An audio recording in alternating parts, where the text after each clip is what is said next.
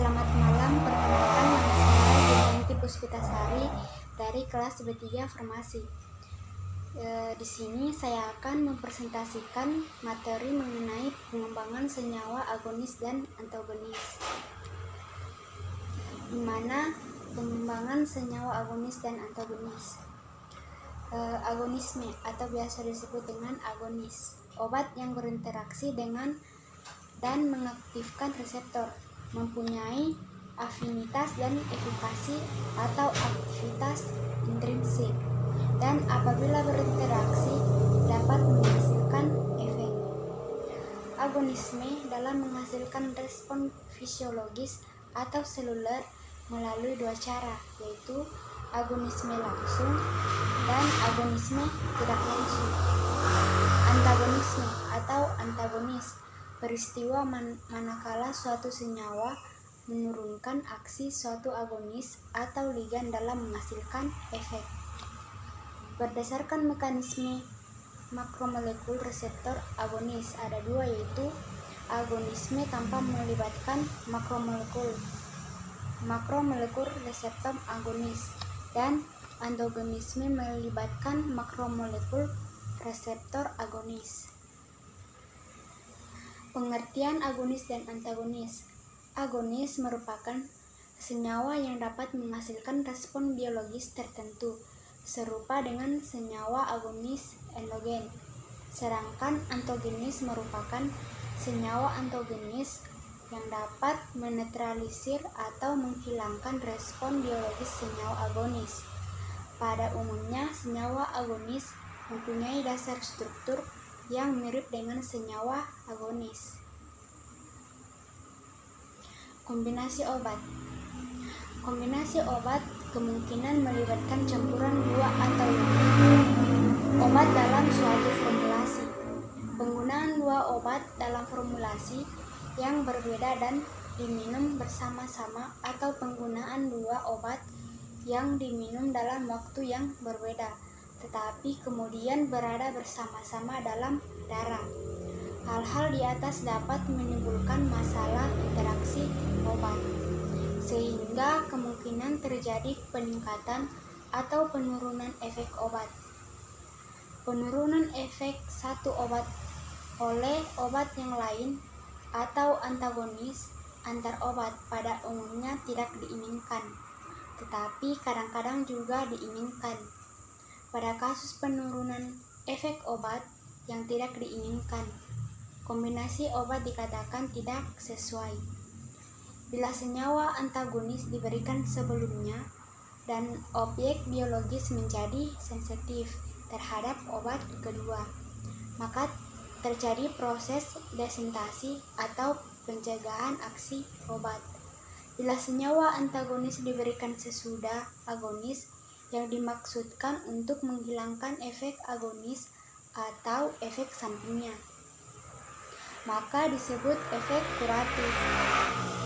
Misalnya untuk pengobatan keracunan obat, senyawa antagonis berfungsi sebagai antidotum. Kombinasi obat memungkinkan juga dapat meningkatkan aktivitas obat. Pertama, efek potensiasi dengan cara pertama meningkatkan ketersediaan farmaseutik. Terus kedua, meningkatkan ketersediaan biologis dengan proteksi terhadap proses bionaktivitasi. Ketiga, menurunkan ekskresi obat. Dan yang keempat, meningkatkan proses bioaktivitasi. Kedua, efek sinergisme yang berdasarkan pengaruh pada fase farmakodinamik, di mana kombinasi obat digunakan apabila 1.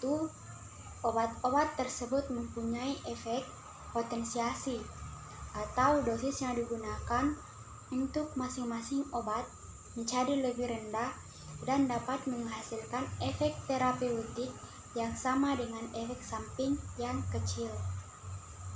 Yang kedua, salah satu obat yang dapat menyembuhkan infeksi sedang obat yang lain untuk meringankan atau menghilangkan gejala-gejala yang timbul akibat infeksi tersebut. Contohnya pada infeksi pernapasan, obat kemoterapi untuk membunuh penyebab infeksi, sedangkan analgesik, antihistamin, dan pelega pernapasan untuk meringankan gejala-gejalanya. Yang ketiga, untuk menjaga resistensi mikroorganisme.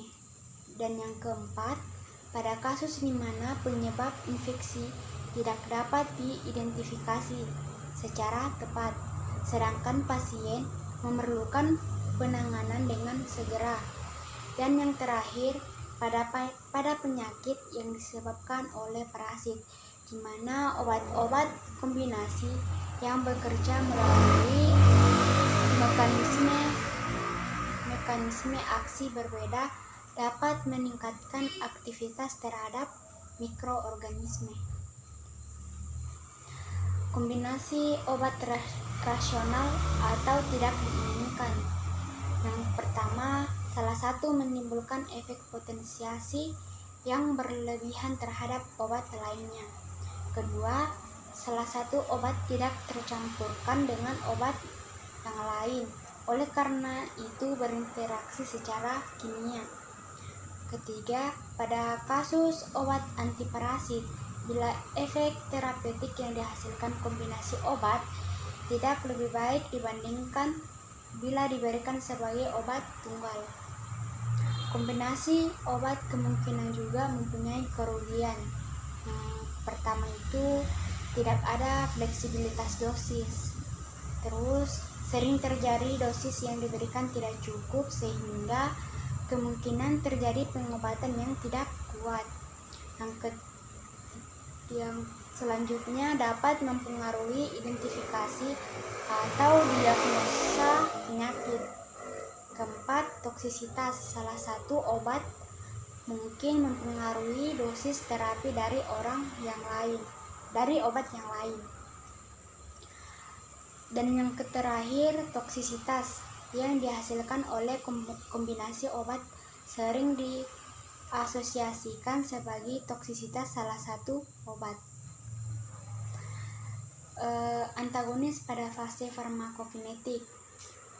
Antagonis pada fase farmakokinetik pada umumnya adalah antagonis kimia atau netralisasi. Dasar dari antagonis kimia adalah adanya interaksi antara obat pada objek biologis sesudah absorpsi.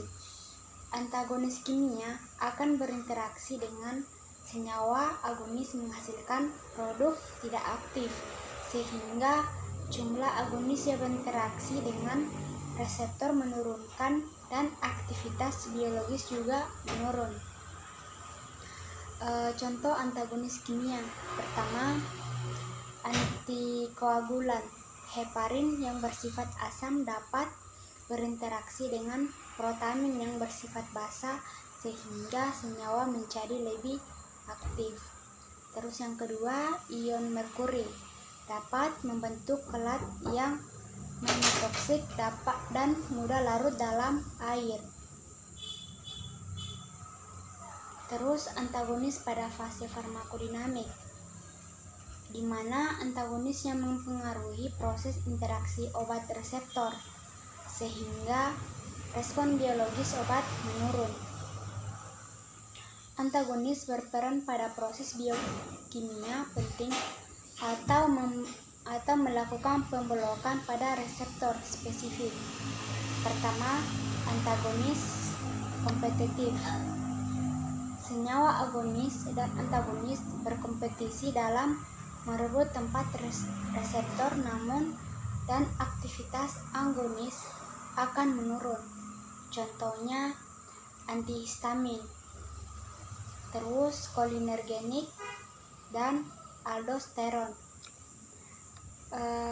Antagonis kompetitif dapat diatasi dengan meningkatkan kadar senyawa agonis. Potensi antagonis kompetitif tergantung dari afinitas senyawa terhadap reseptor.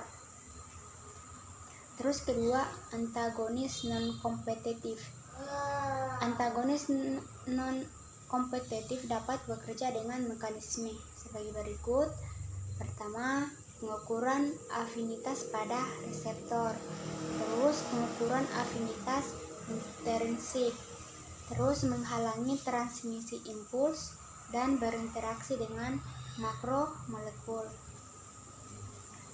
Ketiga, kombinasi antagonis kompetitif dan non-kompetitif. Kombinasi senyawa yang menimbulkan efek antagonis kompetitif dan non-kompetitif dengan senyawa agonis juga sering terjadi. Aksi dari komponen non-kompetitif akan terlihat pada kadar yang tinggi dari senyawa antagonis. Agonis dan antagonis kompetitif mempunyai afinitas terhadap reseptor yang sama, dan yang berbeda adalah aktivitas intrinsiknya. Pertama, metabolit dan antimetabolit. Terus yang kedua, agonis dan pemblok selektif. Dan yang ketiga, hubungan struktur kimia agonis dan antagonis irreversibel selektif.